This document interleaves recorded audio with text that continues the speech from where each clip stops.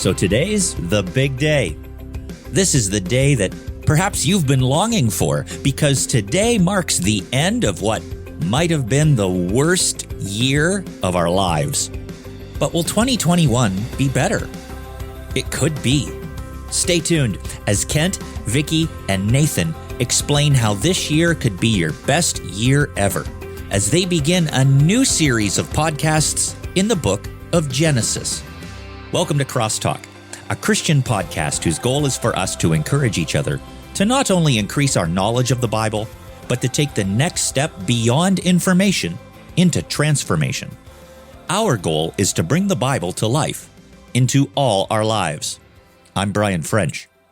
Today, Dr. Kent Edwards, Vicki Hitzges, and Nathan Norman begin their discussion through the book of Genesis. And if you have a Bible handy, turn to Genesis chapter 1 as we join their discussion. So 2020 is over. Are you guys glad to see it go? If I'm being honest, I'm a little cynical about these matters. It's just a day on the calendar. It's not going to change anything. Wash your mouth out. But I am hoping for the best. Planning for the worst. What are some of the things that made 2020 difficult?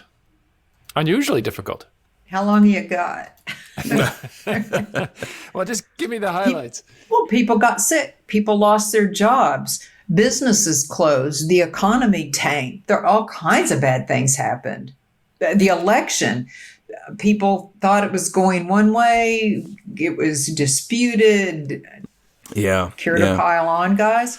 It's been a bad you can't year. hug anyone. You can't handshake anyone. It's still awkward. You know, I'll go and I'll talk with folks or someone I meet in the community, and we go to shake hands and we're like, oh, wait, no, you can't do that. The social isolation has been miserable, especially for anyone with someone in a nursing home or assisted living facility. That's just, it's been horrendous. You know, they've been kept protected. However, you can't have human contact with others. It's just, I've got a good friend. His mom has not left her room for 9 months. Oh, that's terrible. It's horrendous. Remember the Black Lives Matter that came up with George Floyd being killed by some policemen and the riots that broke out all across the country. I mean, we went through that this year. Yeah. Yeah, the devastation has been enormous. But I want to believe 2021 will be any better. But how do we know? I mean, there's times in my life where I have really felt like the victim of forces outside of my control.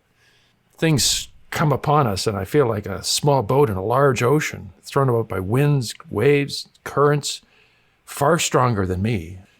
Feels like I'm not really in control of my destiny. Everything else is pushing my life around. Have you guys ever felt like that? Absolutely. I don't think you are in control of your destiny. There's no rudder for us to hold on to? Or is it normal to feel in control? Because I honestly feel that most of my adult life, I am holding on to the train of God's robes for dear life, and he is just off, and I'm going.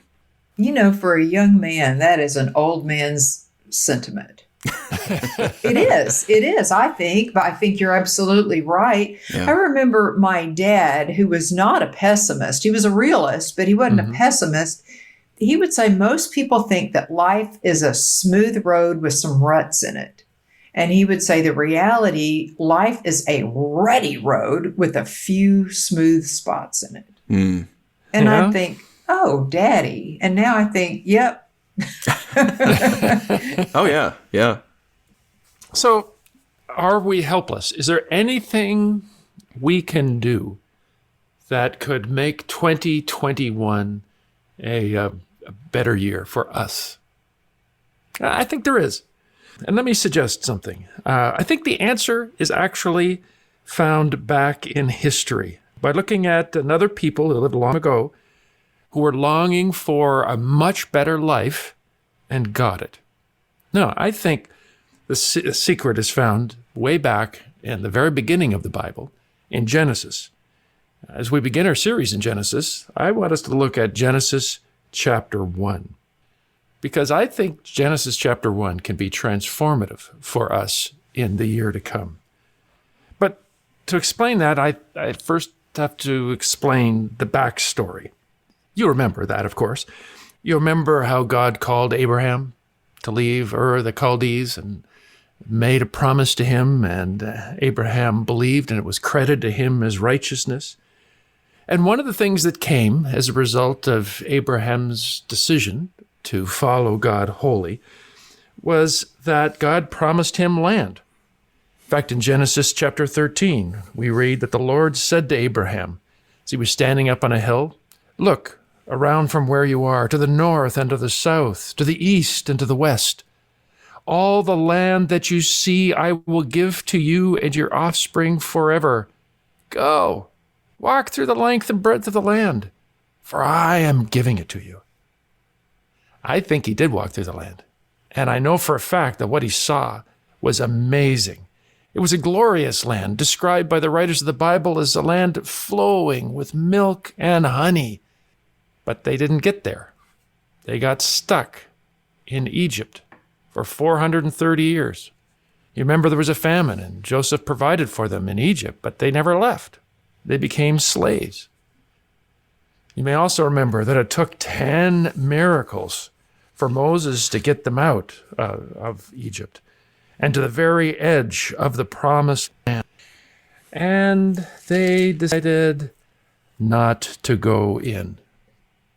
You remember in Numbers chapter 13 that Moses, as he led them to the edge of the land, got spies, 12 spies, one from each of the tribes, to go in and check out the land.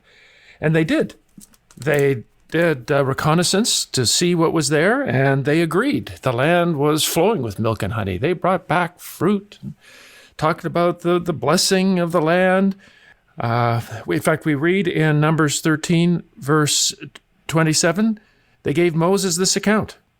"But the people who live there are powerful, and the cities are fortified and very large.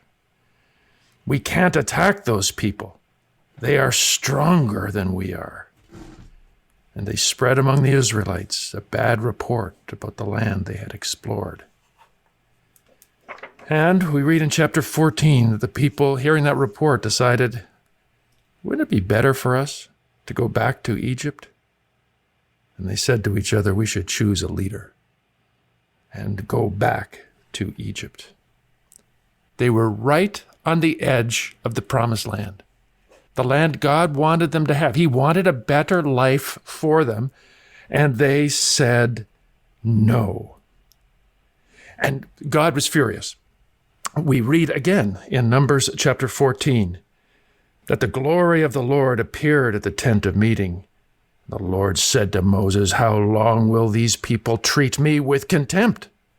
How long will they refuse to believe in me, in spite of all the miraculous signs I have performed among them?"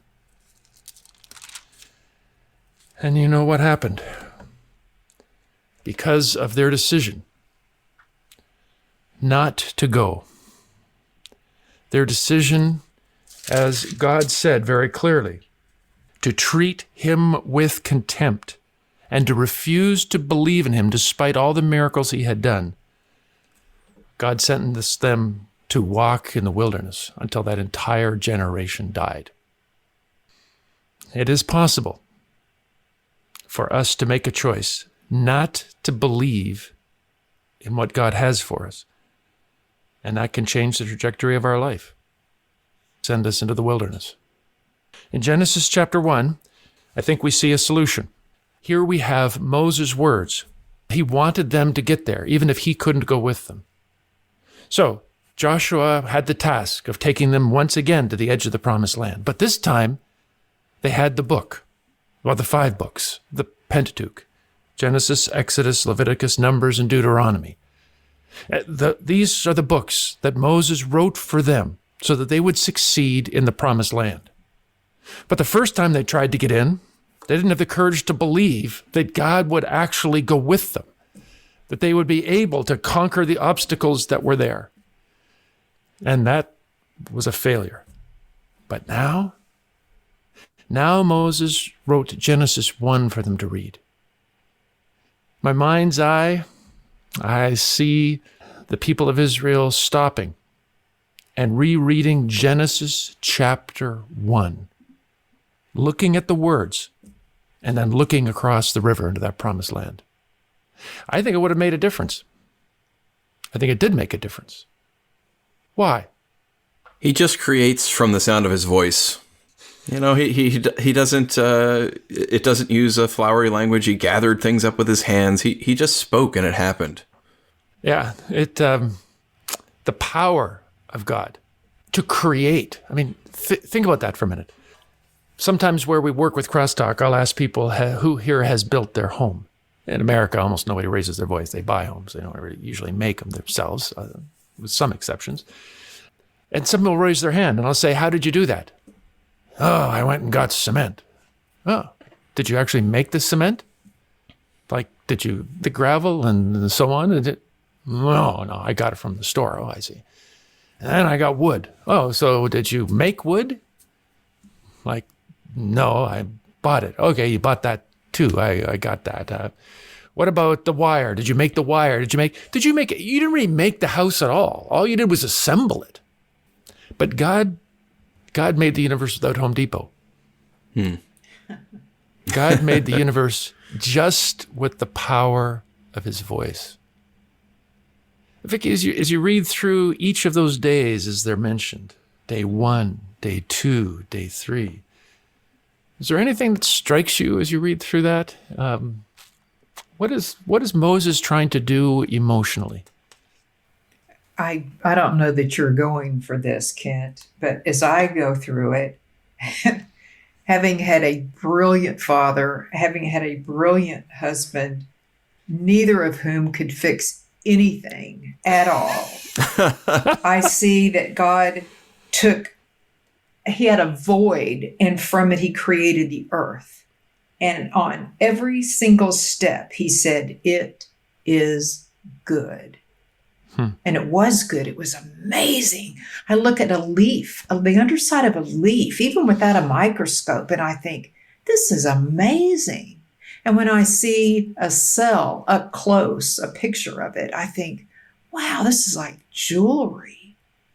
The things that he did in his imagination. If you've ever gone to Africa and you see the animals there, just stunning. Or if you've ever snorkeled and you see all of the fish and the imagination, and you think, wow, he spoke.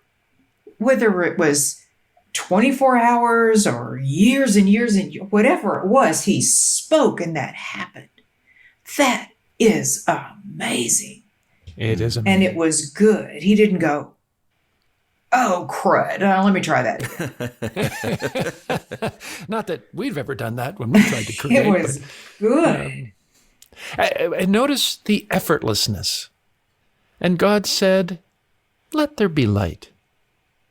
And it's almost like you can hear the light switch. And boom, there was light. And by the way, where'd the light come from? He hasn't made the sun yet. How brilliant of you, Nathan. I never even noticed that. Yeah, I'm just stealing from others. It doesn't matter. Stealing from better readers. And when he made the sun, it wasn't just light. It was glorious reds and oranges and purples and blues, and there's nothing better than a sunrise and a sunset. Yeah, we've had the northern lights up by us recently. I have not been able to see them, but others have reported that they've seen them as well. With effortlessness, he created the universe. Yeah. We're impressed if we can get a rocket out of the atmosphere, and he created billions and billions of galaxies and sprinkled them all out in the heavens so that we can enjoy their light. That's effortless. But as we get to the end of the chapter, we notice something else. I mean, I know that in verses 1 to 25, we've got all the the bits and pieces of the planet put together. But then there's a transition starting in verse 26. And what's that? He starts making people. Very different from all the rest. In our likeness, in our image, let's make them. So God created man in his own image. In the image of God, he created them, male and female. He created them. And then he said, this whole world that I've made, Vicki, you described so well, with all this creativity and all this beauty, it's like he's saying, I give it to you as a gift. This is your playground. Go forth and multiply. He loves them. He created them to love them. He values people. He values us above all else. So why would Moses, and by the way, we've got a second creation story coming up next, and we'll deal with that next week. But in this chapter, what is Moses' purpose? As they're standing on the edge of the promised land that their parents didn't think they could cross over because they were afraid of the giants in the land, what does Moses want them to recognize now? God's got it, baby. He made everything. He didn't even have to lift a finger. He just said it and it happened. There's nothing that they will face. Do you see that? Everything that they face on the other side of the river and the land that he has promised them, everything that's there is big and is scary. But he will be with them and he owns them. He created them. He is over them. And not only that, but that God, all-powerful God who will go with them, he loves them. He longs to give them this good gift. He's not only got the strength, but he's got the heart. To the parents, God said, how long will those people treat me with contempt? How long will they refuse to believe in me despite all the signs I have performed among them? In essence, why won't they go? Why won't they go and enjoy the life I have for them? The secret to enjoying God's best is in confidence, in faith that God has the ability and the heart to go with us. We can go confidently into the future he wants to give us. We can go confidently. So what does this mean?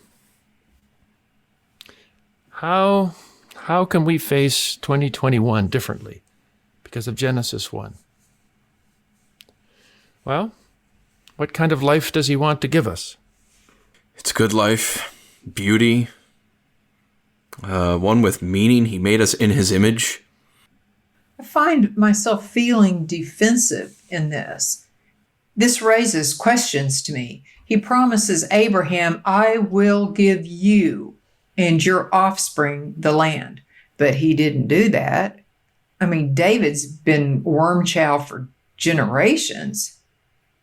You know, I think that's a good objection and concern. But at the end of the day, I think that's where we see in Revelation where Jesus comes and he restores the people of God, and all the promises that he has ever made will fully be fulfilled in that new heaven and new earth. And regardless of someone's eschatology, I think we can all confidently say, that the promises that were made in the Bible to God's people will be fully restored and realized in that new heaven and new earth. I don't know. If I say to you, I will give you that shirt, and in 2,000 years, your great grandchildren get it, have I kept my promise? Yes, because one day, well, okay, so Abraham's tomb still exists, and as far as we know, his remains are there. One day, when King Jesus returns, Abraham will be resurrected from the dead, and I hope it happens at night.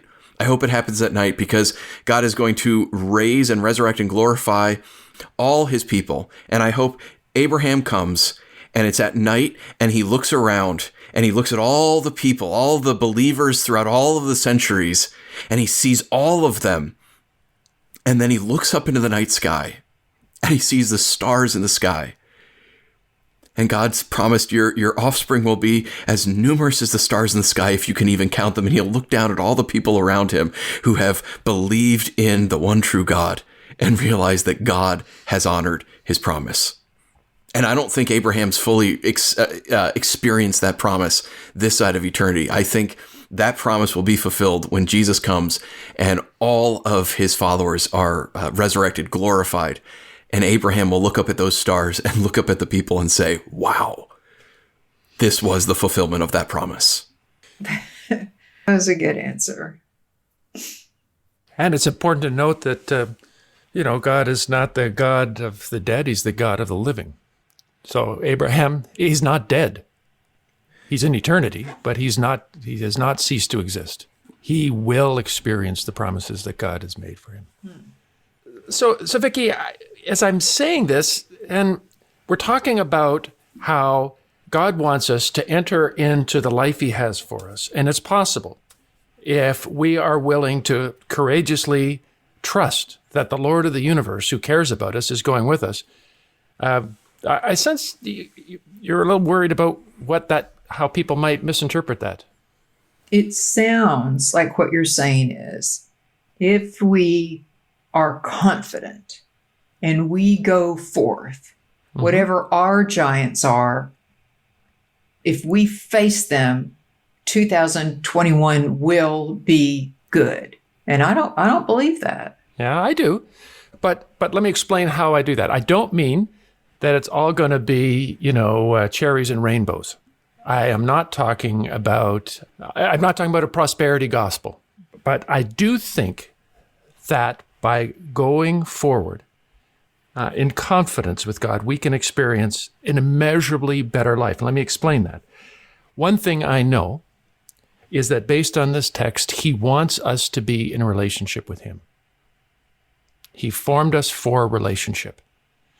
I think rather than holding back, rather than playing with God, if we have the confidence in who he is, to delve into him as a person, to deepen that relationship with him, I think he will meet us. And I think his arms will be open. Secondly, I think he wants us to use the gifts he has given us to advance his kingdom.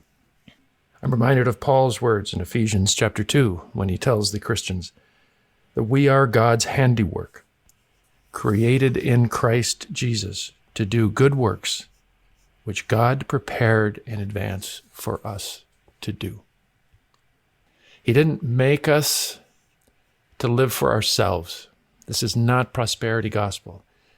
This means the more I love my Lord, the more I want to give my life to work with him. See that as the greatest privilege of my life, to be able to use the gift he has given me in order to partner with him to extend his kingdom and have more people be introduced to him. When I have my relationship needs met and I have fulfillment in my work in the world, I think I can experience 2021 much better than any other year that I've had.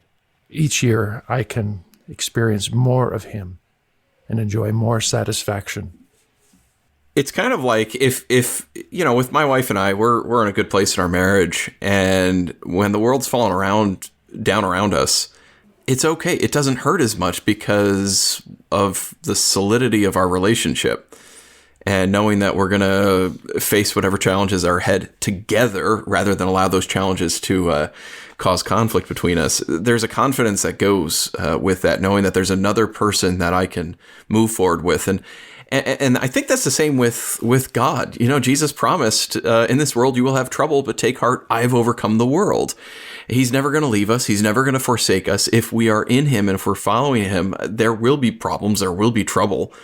But I've found the more I am serving him and reaching out to try to extend his kingdom for his name's sake, for his glory, not my name, not my church's name, not my own personal glory. The challenges that come, I'm more willing to face, and they seem a lot lighter. And we're often afraid. We're afraid to move forward in our relationship with him sometimes. We can be afraid of stepping out in service, using the gifts he's given us for his glory. We can want to hold back and stay in the pew. But we know who God is, and he says he'll be with us. I think we need to have the courage to step out and move forward in our relationship with God. If we seek him and his righteousness, all these other things people are chasing, no, they'll come. But he comes first. I would challenge us today, as we're on the brink of a new year, as we're looking across that river into a year that God is promising to give us, with your strength, grounded in your love, we're going to move forward to know you better and to partner with you in your work in the world. How can we move through an uncertain future? Because we have an all-powerful God with us, and we have nothing to fear. I trust that today's discussion of God's Word has been helpful and served as an encouragement to not just be hearers of the Word, but doers. Together, let's bring God's Word to life, to our lives this week. The CrossTalk podcast is a production of CrossTalk Global, equipping biblical communicators so every culture hears God's voice. To find out more, or to support the work of this ministry, please visit www.crosstalkglobal.org. You can also support this podcast by sharing it on social media and telling your friends. Be sure to listen next Friday as we continue our discussion through the book of Genesis. Be sure to join us.